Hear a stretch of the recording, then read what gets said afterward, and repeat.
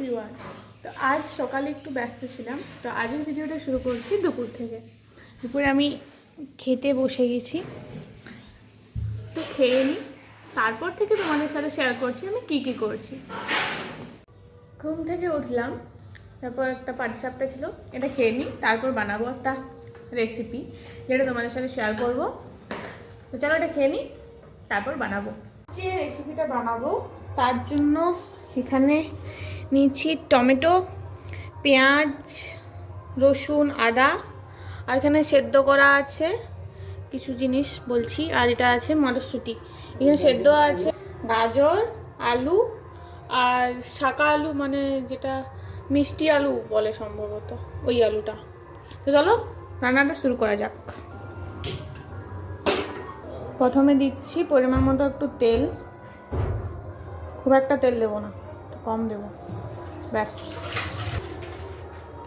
5 ফোড়ন, তেজপাতা, রসুনটা,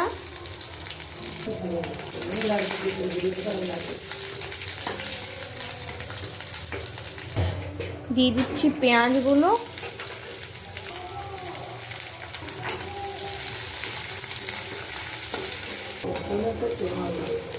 দিয়ে দিচ্ছি আদা,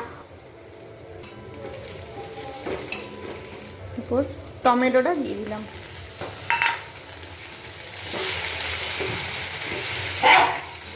জিরে, ধনে আর হলুদ গুঁড়ো দিয়ে দিচ্ছি। এরপর মশলাটাকে ভালোভাবে কষাবো ততক্ষণ না মশলা থেকে তেলটা বার হচ্ছে।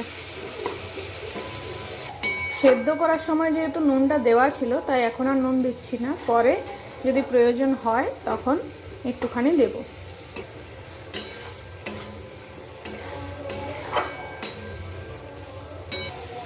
মশলাটা যত ভালোভাবে কষানো হবে রান্নার টেস্ট ঠিক ততটাই বাড়বে।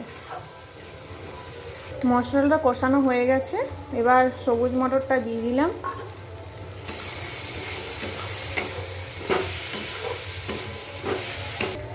মটরশুঁটিটা দিয়ে একটু কিছুক্ষণ নাড়াচাড়া করার পর সেদ্ধ করে রাখা জিনিসগুলো দিয়ে দিলাম।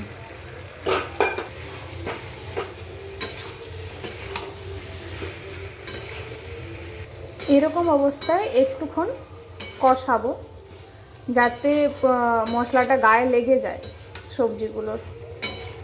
একটু কষানো হয়ে যাওয়ার পর তোমরা নিজেদের পরিমাণ মতো জল দিয়ে দেবে।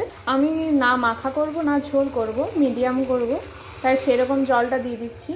এই জলটা হলো যে জলটা সেদ্ধ করার পর বের হয়েছিল, সেই জলটাই ইউজ করব।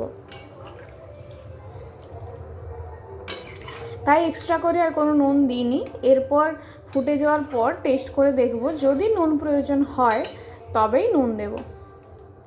ব্যাস, আমি একটু কমই জল দিলাম, কারণ আমি একটু হালকা মাখা মাখা টাইপের করব।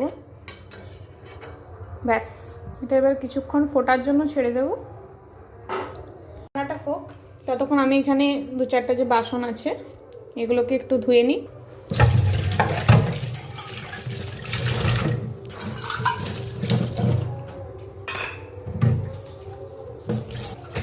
কাজটা যত এগিয়ে রাখবো তত আমার সুবিধা।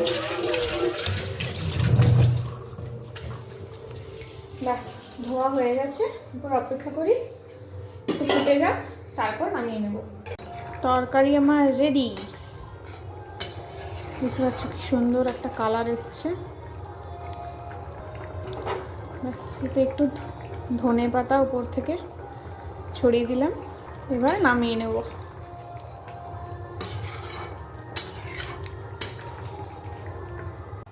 রেডি।